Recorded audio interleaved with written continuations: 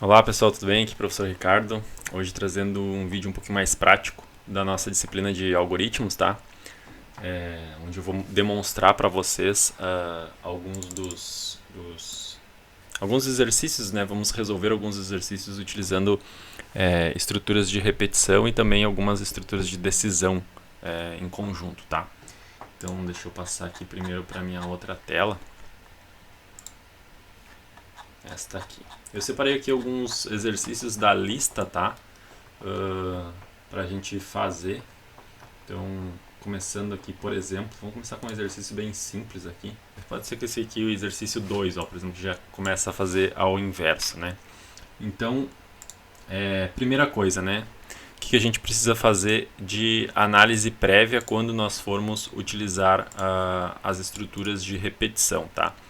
Então, a primeira coisa que eu preciso fazer é identificar se as minhas repetições, se eu sei o número pré-determinado de vezes ou não sei, tá? Então, lembrando, tem esse no nosso slide lá tem esse penúltimo slide aqui que tem esse pequeno slide aqui que nos faz um breve resumo, né, de todas as estruturas de repetição que a gente tem, né, que a gente pode utilizar. Então, como nesse caso aqui do exercício 2, eu sei qual o começo, qual o fim, né, e até mesmo qual o passo que eu vou utilizar, então é mais fácil para nós resolvermos eles utilizando uma estrutura que é incondicional, que é o para, tá?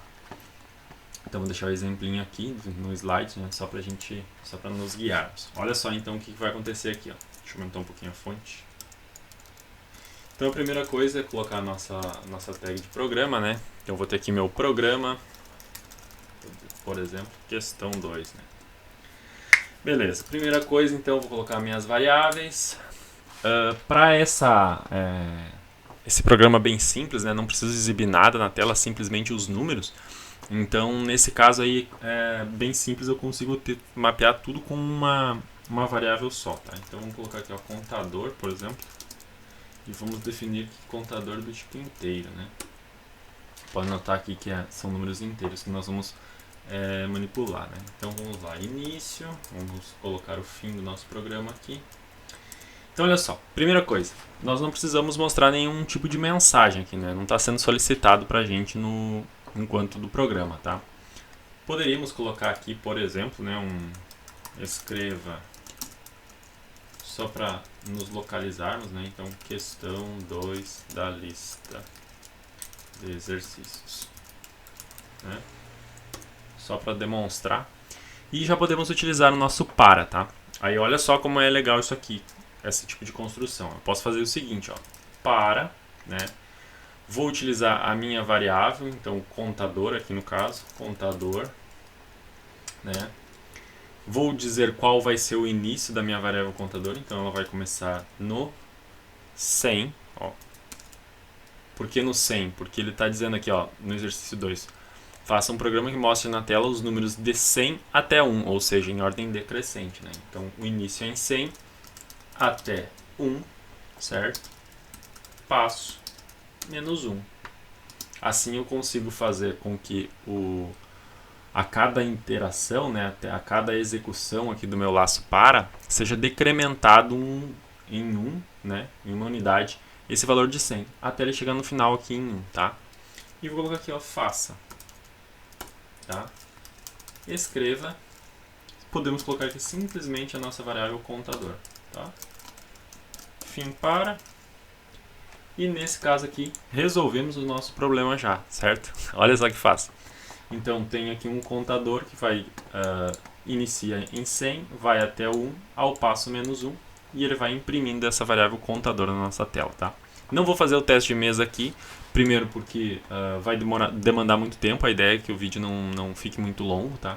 Segundo, porque seriam diversas interações, né? E o nosso teste de mesa aqui ia ficar muito longo para esse vídeo, né? Então, por exemplo, só aqui seria um contador até 100, tá? Bom, feito esse programa aqui, deixa eu abrir um outro aqui. Vamos colocar uma aqui em Portugal. Um outro que eu separei para a gente fazer é o 32. Então deixa eu vir aqui no 32. Olha só, o 32 ele é basicamente aqui, ó. Nós temos que fazermos uma tabuada, né? Então, ó, faça um programa que calcula a tabuada de um número. Então, não tem nenhuma mensagem de entrada, né? O usuário simplesmente vai digitar um valor e nós devemos exibir a tabuada para esse número, tá? Então, vamos lá. Programa questão 32, por exemplo, var.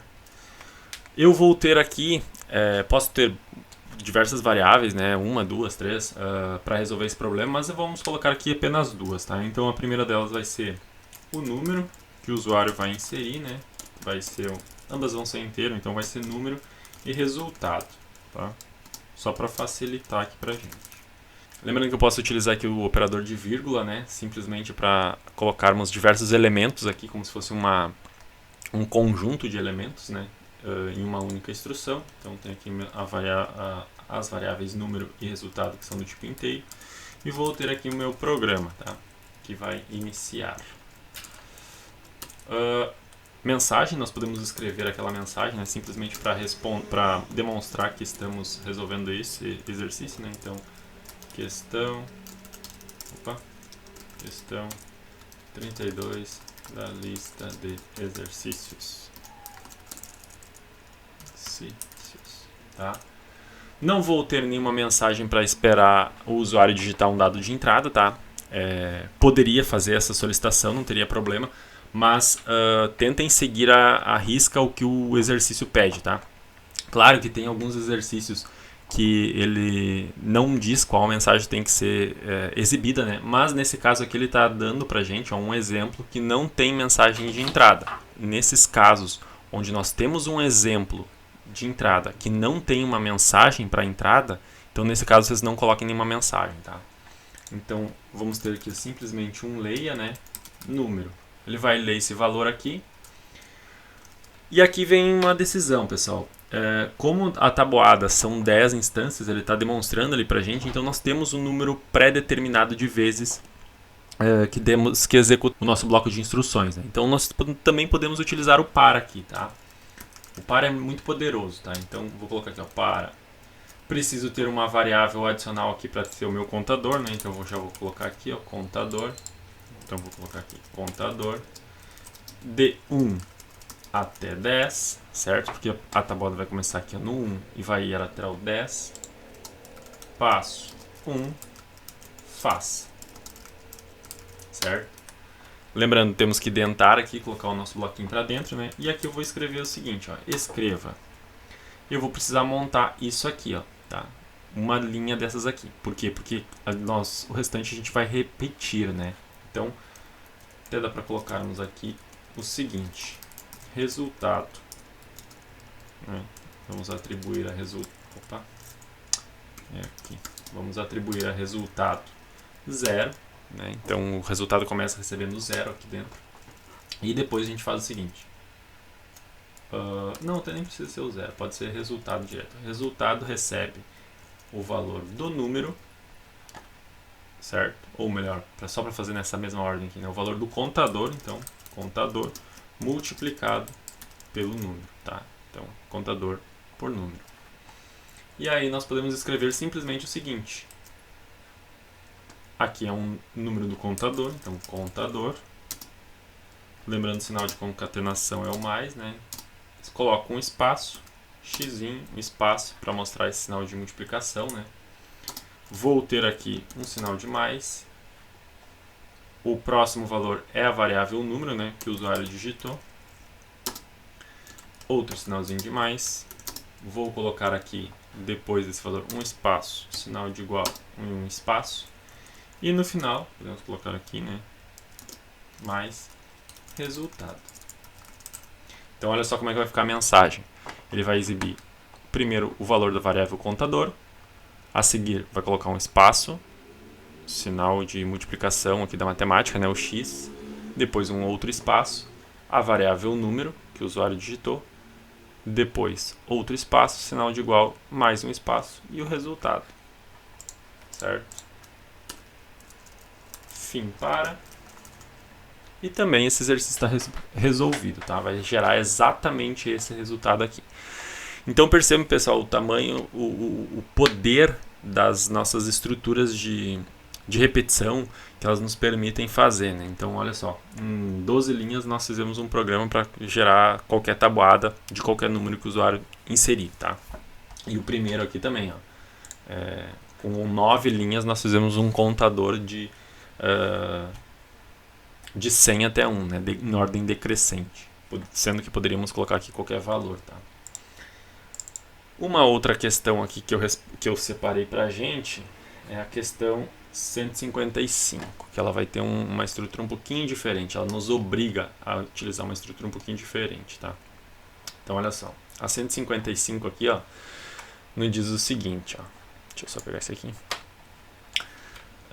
Elabore um algoritmo que lê vários números, ou seja, o usuário vai inserir diversos números no nosso programa. Informa quantos números entre 100 e 200 foram digitados, tá? Então, duas coisas aqui a gente vai ter que utilizar. A gente vai ter que utilizar estruturas de repetição, né? Então, para repetir, notem que eu não sei quantas vezes o usuário vai digitar, né? Vai inserir números, então é um número desconhecido, então eu tenho que utilizar uma das minhas estruturas condicionais, né? De repetição, qualquer uma delas, tá? Claro que com uma ou com outra pode ser que fique mais fácil para vocês, tá? E até mesmo para resolver o exercício. E além disso eu vou ter também uma estrutura de decisão, né? Para avaliar se o número está entre 100 e 200.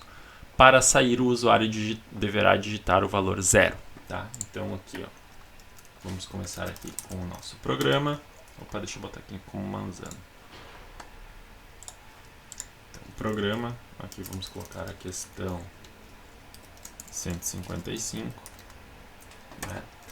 Vou ter minhas variáveis. De antemão aqui eu já posso saber que uma variável vai ser o número que o usuário vai digitar, né? A outra vai ser a quantidade de valores que eu vou ter entre 100 e 200, né? Posso colocar mais uma aqui. Deixa eu ver.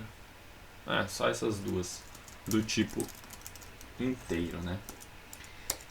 Posso colocar aqui as minhas constantes também, né? Posso definir um limite aqui, ó, limite inferior, vou dizer que ele é igual a 100 e o meu limite superior é igual a 200, certo? Vai ter início aqui o nosso programa, vai ter o fim aqui do nosso programa, e aí eu vou começar. Olha só. Então nós temos que pedir, eu vou colocar aquela mensagem default aqui, né? Não que ela seja necessária, mas só para a gente seguir o mesmo padrão. Então questão 155 da lista de exercícios, né?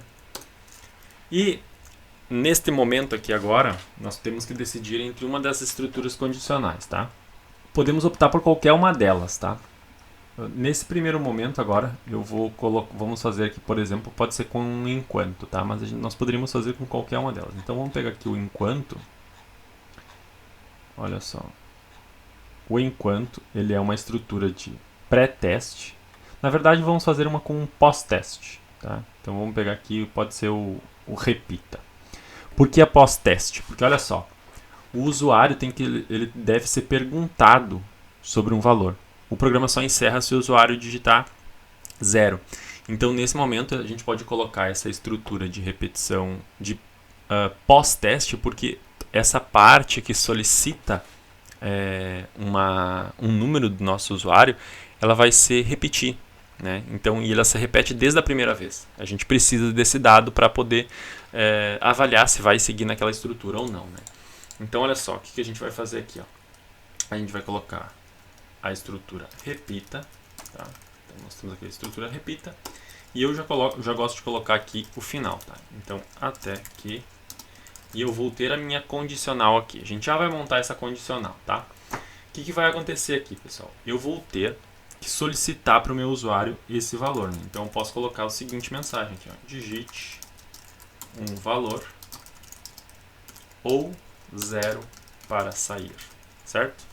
Então ele fica sempre repetindo essa mensagem para o nosso usuário. Nós vamos ler a variável número, né? Então número. E nesse momento nós vamos fazer uma avaliação, né? A gente vai verificar se esse número ele está naquele espaço naquele range, né? Se ele está dentro do limite superior e inferior, né? Se ele está dentro dessa amplitude que nos foi solicitada, né? Então, como é que a gente pode fazer isso? Então, olha só, eu posso colocar aqui, utilizar o nosso C, né? Que é a nossa estrutura de decisão, né? E aí nós temos que montar a nossa condição, né? Então, se número for maior igual a 100, e aí eu posso utilizar um E, né? Número for menor igual a 200, lembrando que, como no caso aqui, ó, eu estou utilizando as constantes, né? Então eu posso colocar aqui no lugar do 100 limite inferior, no lugar do 200 limite superior, tá? Deixa eu diminuir um pouquinho a fonte aqui só para a gente poder visualizar ali.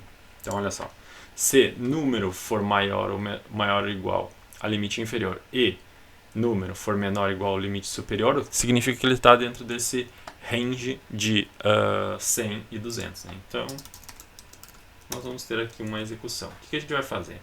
A gente vai colocar aqui que a quantidade, tá, vai receber o valor atual de quantidade mais 1, certo? E aí nós vamos ter um incremento em 1 nessa variável, tá? Só que, lembram que quando eu crio a variável aqui, ela inicia com o valor de nulo, né? Para eu evitar isso de ocorrer uma ocorrência de um erro, já que eu estou utilizando aqui a quantidade e o valor dela é nulo, então aqui no começo do meu programa, antes do repita, eu coloco o quê? Quantidade recebe 0. Só para inicializar o valor dessa variável, tá? Então eu tenho aqui minha quantidade vai receber 0. Se for dentro desse range, ela vai ser incrementada. Tem aqui o meu fim C, certo? Já finalizado. E isso vai ficar se repetindo até o meu usuário digitar um valor, tá? Então olha só, nesse caso aqui, que nós não estamos tratando erros, né? O usuário ele vai simplesmente digitar um valor aqui, né, um valor numérico, então vai ser esse número, e nós vamos avaliar o seguinte, ó, olha só que legal, como nossa estrutura do repita, para ele ficar repetindo, a nossa expressão tem que resultar em falso, então eu vou colocar aqui a minha condição de parada, tá? Qual que é a minha condição de parada? O número ser igual a 0. Percebam, se o cara digitar aqui, o usuário digitar qualquer número que não seja 0, sempre essa condição vai resultar em falso e ele vai ficar se repetindo aqui. No momento que o meu usuário digitar 0 para o número, essa condição passa a ser verdadeira e o meu programa segue o seu fluxo, certo? Então, e aqui embaixo, nós temos que fazer o quê? Informar quantos números entre 100 e 200 foram digitados. Aqui eu simplesmente coloco assim, ó, escreva. Foram digitados. Posso colocar um sinalzinho de mais aqui. Quantidade. Sinalzinho de mais. Espacinho. Números entre 100 e 200. Tá? Poderia até colocar aqui entre. Só para automatizar, né?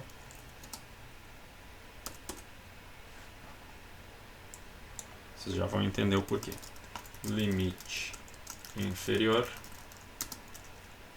mais e limite superior.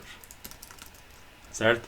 Olha só que legal. A gente vai utilizar. E já exibimos a mensagem do exercício 155. Tá? Se nós quiséssemos aqui simplesmente alterar os limites, né, alterar esse nosso range que pode ser utilizado os números, bastaríamos alterar aqui. Agora eu quero entre 50 e 200. Pronto. Alteramos aqui nas constantes e simplesmente nosso programa está totalmente apto. Por quê? Porque eu sempre utilizei limite inferior e limite superior na construção do meu programa, certo? Por isso que facilita bastante para a gente redimensionar os nossos exercícios ou os nossos algoritmos, né? Então, olha só. Aqui temos nosso 155 resolvido, certo, pessoal? O outro exercício que eu selecionei aqui é o 140. Tá? Por que o 140 ele é especial neste quesito? Porque ele vai nos permitir utilizar um laço dentro do outro, laços aninhados, tá? Então, assim como nós temos lá as nossas estruturas de decisão que são aninhadas, ou seja, uma estrutura de decisão dentro da outra, né? Dentro dos laços de repetição também posso ter esse aninhamento. O que vocês têm que cuidar é que o laço interno ele vai repetir x vezes para cada y vezes do externo, tá? Vou construir o programa aqui, vai ficar um pouquinho mais fácil para vocês essa minha fala. Então, olha só o que ele está dizendo aqui para a gente. Ó. Faça um algoritmo que leia 5 notas obtidas por 10 alunos em 5 avaliações. Então, olha só. Nós temos que ler 5 notas de 10 alunos. Isso significa que nós temos que ler 50 notas, certo? Cada um tem só 5 notas. Calcule a média usando a seguinte fórmula, ou equação, né? Na verdade não é fórmula, é uma equação. Então, a média é igual a somatório das notas dividido por 5, tá? É uma média aritmética simples. A seguir, mostre a média e a situação do aluno baseado na tabela. Então, tem uma tabelinha aqui com os ranges de valores e o que a gente tem que exibir, certo? Então, olha só que bacana. E bem simples que vai ficar aqui pra gente. Ó. Eu tenho aqui... Opa, deixa eu colocar aqui no Portugal. Aqui. Eu tenho aqui o nosso programa, né? Então, questão 140, né? Vou ter aqui as minhas variáveis, então a variável vai ser, a primeira delas pode ser nota, nota, média, nota e média, exatamente. E elas são do tipo real. Por quê? Porque, como a gente pode ver aqui, as médias, quando calculadas, né, elas podem ser com um número de ponto flutuante. Então, por isso que nós colocamos ela real, tá? Feito isso, posso colocar aqui o início do nosso programa, o fim do nosso programa, tá? Então, só para aquela padronização, então vou colocar aqui a mensagem escreva, questão ou exercício 140 da lista de exercícios, tá? Então, olha só. Nós temos que ler todas essas notas dos alunos, né? Como eu sei a quantidade, eu posso utilizar o para, mas nós poderíamos utilizar qualquer um outro dos outros laços, tá? Então vamos fazer aqui com o para. Então, para.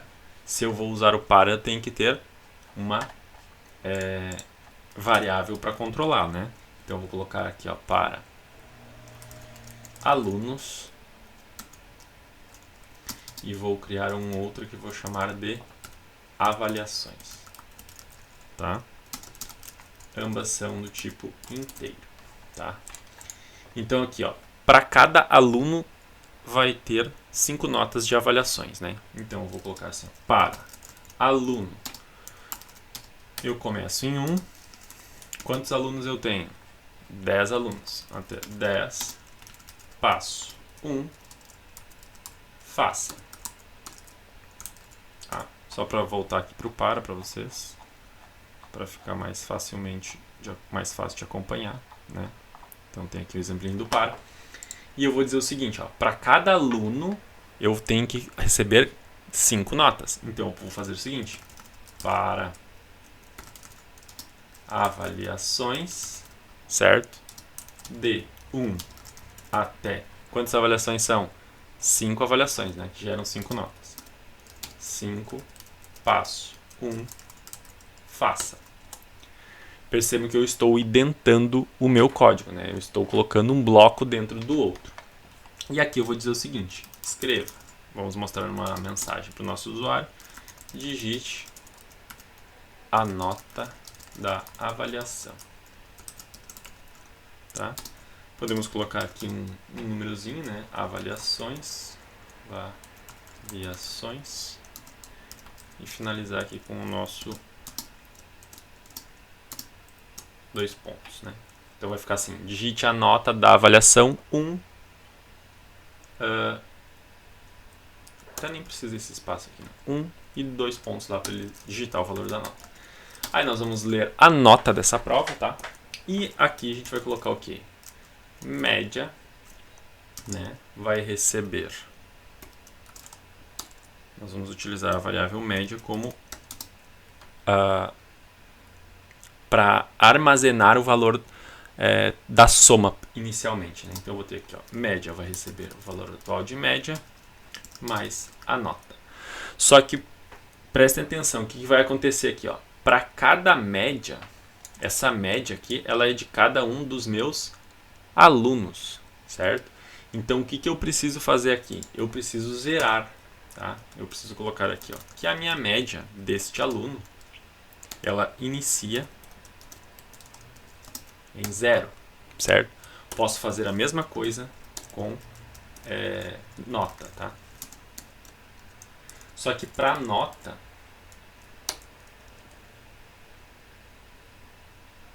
pode ser. Para nota, ficaria mais interessante nós colocarmos aqui, ó, nota, ela inicia em 0 também. Por que nós fazemos isso? Pelo seguinte motivo, pessoal. Cada aluno vai ter uma média diferente. Como nós estamos utilizando esse valor de média internamente dentro da nossa computação, então sempre é importante nós zerarmos esses valores, tá? Porque senão ele vai carregar um valor de um aluno para outro, tá? Então sempre quando ele for pedir o valor da nota, eu tenho certeza que ele zerou o valor da nota anterior. Sempre que eu repetir o meu laço para aluno, eu sei que ele zerou a média anterior, tá? Feito isto, recebemos todos os valores das notas, das 5 notas, né? Temos aqui a média, que vai ter o valor total da soma das notas desse aluno. Podemos finalizar o primeiro para das avaliações. O que eu preciso exibir no final? Eu preciso mostrar a média e a situação do aluno. Então aqui eu vou escrever o seguinte, para cada aluno, né? Por isso que nós saímos fora do primeiro laço, tá? Então eu vou escrever assim, ó, escreva a média do aluno foi, e aqui, antes até desse escreva, eu posso finalizar o cálculo da minha média, né? Então média recebe a minha média dividido por 5, né? Como está lá no nosso cálculo, na nossa equaçãozinha, tá? E aqui eu simplesmente vou colocar a minha média. Percebam que quando esse laço voltar a se repetir, a média vai ser zerada, tá? É exatamente isso que a gente quer. No entanto, não basta eu exibir a média, eu tenho que mostrar a situação do meu aluno de acordo com essa tabela, tá? Então nós podemos fazer aqui uma estrutura de decisão, tá?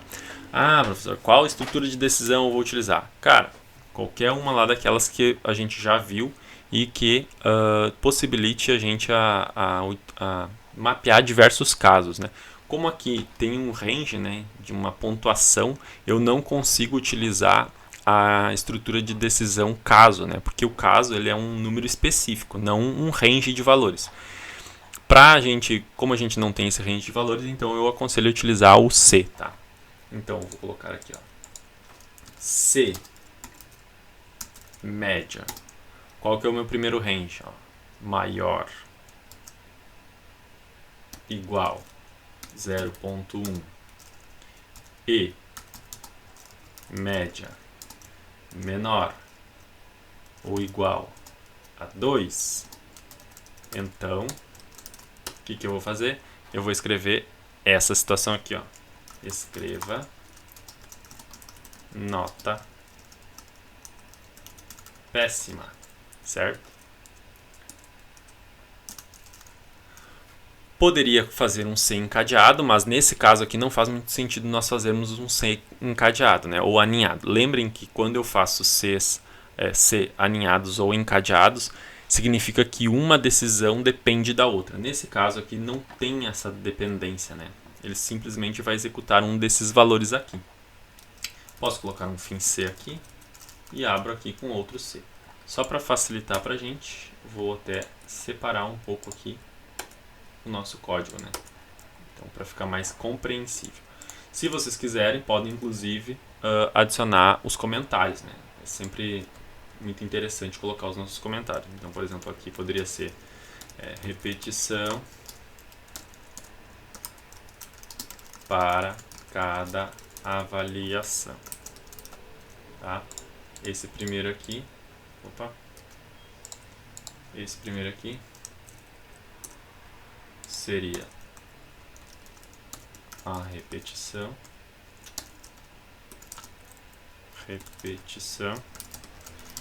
para cada aluno, certo? Aqui é o cálculo, eu poderia colocar aqui, ó, cálculo da média, certo? E essa outra aqui é exibindo ou exibir a situação, tá? Perceba que fica muito mais fácil para a gente identificar no programa onde estão cada uma das partes, né? Então vou ter aqui, ó, se média for maior ou igual a 2.1, né? E, lembrando que para o E os dois casos têm que ser verdadeiros, né? Média for menor ou igual a 4, neste caso, então, escreva nota muito ruim, certo? Fim C. Se média for maior ou igual a 4.1 e média for menor ou igual a 6, então escreva nota de quem não estudou o suficiente, tá? Fim C. Posso fazer mais um aqui, ou devo fazer mais um aqui, né? Então, média for maior ou igual a 6.1 e média for menor ou igual a 7, então escreva nota no limite. Fim C. Se não vai acento. Não vai acento em variáveis, né? Então, se média for maior que 7.1 e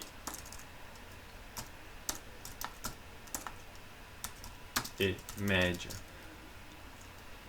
menor ou igual a 8, então escreva nota boa. Pode melhorar. Fim C.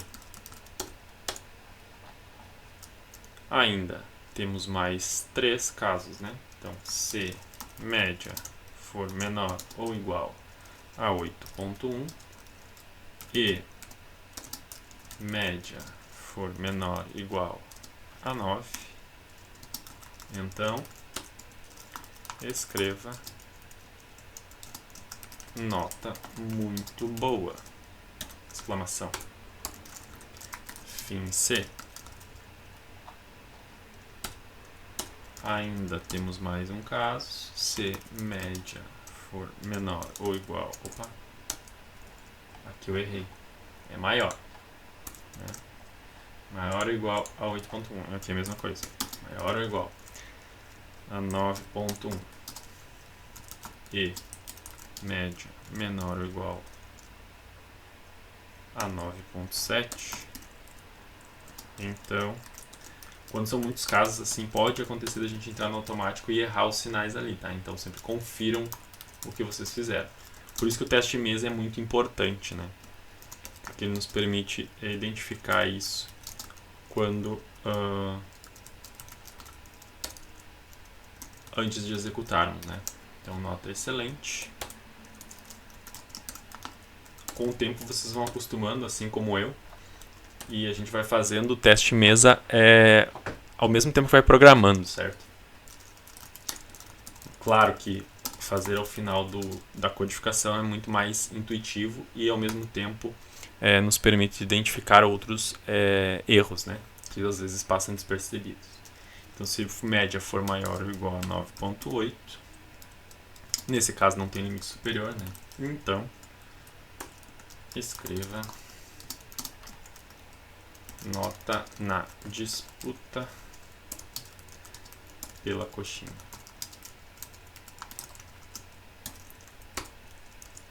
Fim C. Opa, fim C. Certo? Terminamos tudo isso aqui. No entanto, tudo isso é para um aluno, né? Então eu tenho que fazer aqui o meu fim para. Fim para. Tem mais alguma coisa que nós devemos fazer depois? Não, ó. Então, o que eu fiz aqui? Li as 5 notas, né? Primeiro li 10 alunos. Então aqui os 10 alunos, 5 notas de cada aluno. Calculei a média, certo? Exibi a média na tela. E de acordo com a média para cada um dos alunos, então isso aqui se repete para cada um dos alunos, tá? Ele verifica qual categoria, qual situação esse aluno se encaixa, se enquadra, né? Chegando aqui no final, ó, tem um fim para, e muito importante vocês sempre verificarem, esse fim para é do aluno. Então, todo esse código que está aqui dentro vai ser executado para cada um dos nossos alunos, tá? Esse código aqui é o que vai ser executado para cada uma das nossas notas, tá? Não vou fazer o teste de mesa, como eu tinha comentado com vocês, o vídeo já está aí com mais de meia hora, né? Então, para não ficar muito grande esses vídeos, né? A ideia aqui é a gente ter uma noção de como implementa cada um dos algoritmos, como utilizar essas estruturas, né? Espero que vocês tenham gostado, pessoal. Qualquer coisa, deixem aí as dúvidas de vocês nos comentários, ou podem me mandar lá alguma mensagem falando quais são as dúvidas, que a gente pode elaborar algum outro vídeo, tá? Um grande abraço e até mais!